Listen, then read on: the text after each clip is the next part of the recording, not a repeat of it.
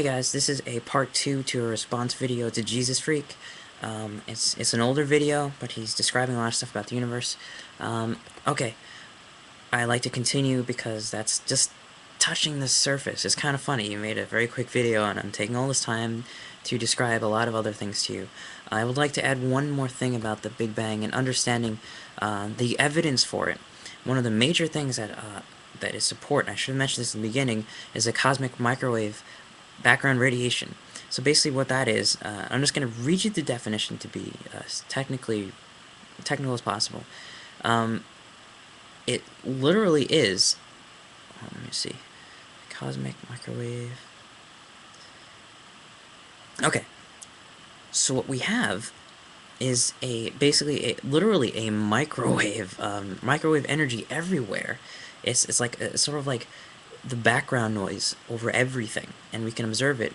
It's one of the first things we observed when we started to, take instruments and try to observe the universe. We had this background cosmic radiation noise, and this white noise is evidence of the Big Bang, the cosmic explosion that's around till today. And you can look at the details for this, but that's one of the number one things, as well as the relation between galaxies and how they're expanding, how the universe is expanding, and the direction and the point, and how we can look at stars and the galaxies and see how they are in relation to each other. We can kind of determine this through physics and movement, how they originated in a single point, and the universe is expanding from a single point. These aren't just, theoretical suppositions. These are observations of the cosmos in relation to us, and trying to determine the direction, where we're from, and where we are now. And we have pictures of galaxies that are billions of years ago. We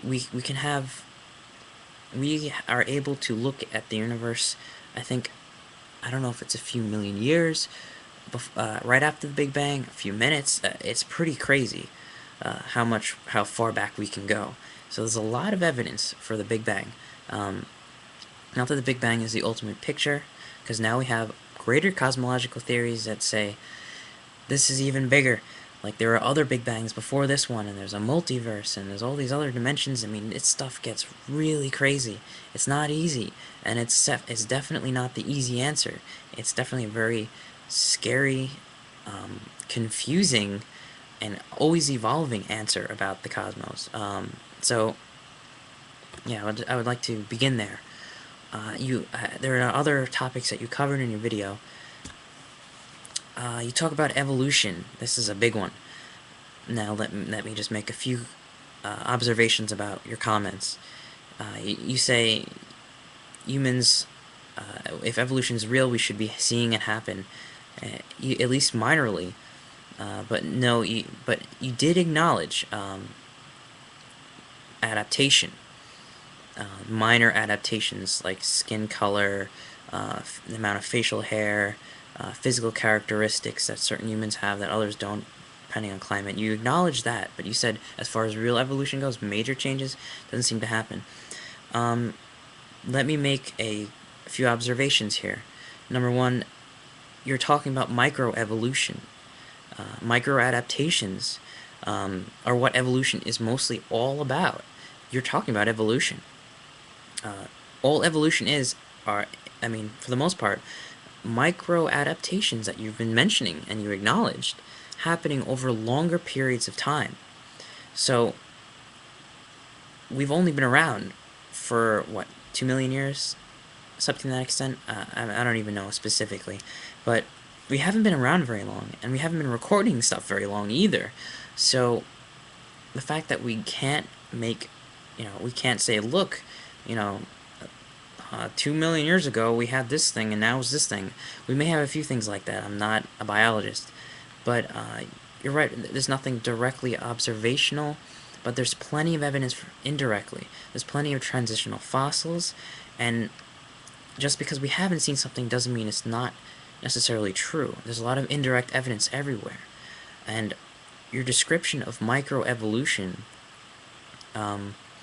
is macroevolution when given enough time. So you're just describing evolution, a series of adaptations which eventually accumulate to a major change. And there are many ways this can work. and that goes into a separate aspect. But let me just correct you there on that point. Microevolution ends up being macroevolution. So okay. So yeah, I think that maybe it.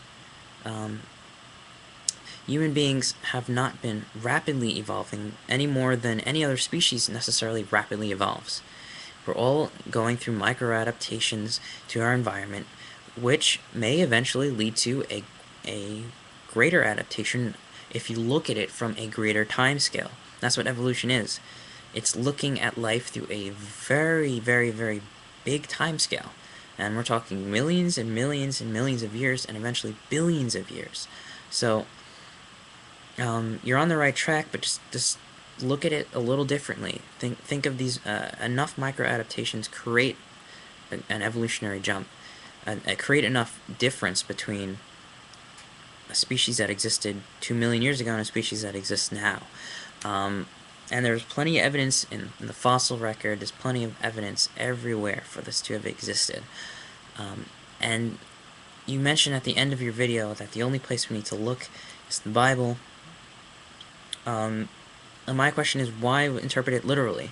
There's plenty of meaning in the Bible without having to interpret it literally. And there's plenty of meaning that science can understand, and not necessarily, not necessarily interior meaning. It can't give you the meaning of life. Science doesn't even recognize, it's not even on science radar. Science is just describing the mechanics of the universe, the physical characteristics of the universe. Whether or not that's ultimately real, whether or not there is a God behind this universe, is not necessarily incompatible with science. People are gonna don't like this, and you probably don't hear this too much from your response videos. I know you get a lot of them. It's almost like a fad responding, but really, I'm just trying to say that you're not the only one out there who thinks there's a greater meaning to things. But I'm asking you that maybe see things in a greater scope. The Bible may be great to you, and I'm not really here to tell you yes to try to argue with you about that. But I'm saying perhaps there are other ways to see the Bible, and spirituality is not necessarily irreconcilable with science. But science is the objective study of the empirical universe as we know it, mostly because that's been the only way to really study stuff, and it's worked very well. There are other types of science, for sure, but you can't use exterior objective science to find interior meaning. Not the way it's been, not modern science. You can't use empirical science to give you the meaning of life. So the Bible isn't necessarily challenged unless you use the Bible like this physical, literal interpretation of reality.